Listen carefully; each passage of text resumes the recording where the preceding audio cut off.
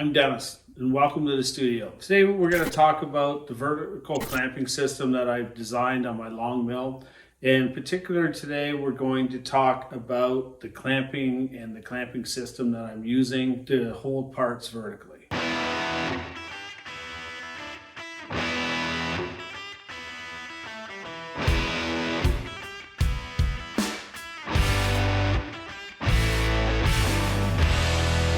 What I'll be using for vertical clamping on the LongMill will be a block, a toggle clamp, and a locking bolt for the T-track. So I plan on utilizing the T-track that I put on the front of the machine to adjust the toggle clamps to the width of the piece that I'm going to be cutting. Later on in the video, you'll see that I have a fixed toggle clamp on the left-hand side and on the right-hand side of the LongMill in fixed positions. The only ones that I'll be adjusting are the ones for the width of the part. Now on these toggle clamps, what you'll see is that they have an adjustable screw here based on the thickness of material. When the clamp is in this down position, it's in a locking position. This bolt that I have here will lock it to the T-track once I install it and I adjust it to the width. On the end, you can see that I do have a little recess here. So this small little T in here follows the T-track slot itself, and it prevents this from turning. So it maintains, something fairly parallel to the surface of the machine. As you can see, we have a left-hand part here, and on the other side, we have a right-handed part. So we're able to take one part, do one end, flip it over using the proper reference edges to complete the other end as required. On my T-track guides here on the front of my machine so I can clamp vertically, I've got these two gaps here. This allows me to put the block with the clamp on it in and adjust it at different positions. So you can see here, it's fairly easy to use.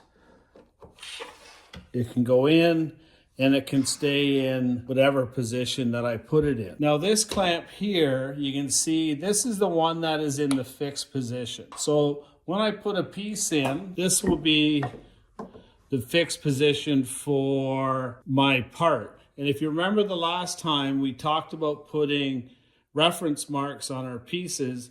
So we're going to be referencing off the end stop and off of this face, so we put X's. Here are my locators here on my stop blocks. I can put that in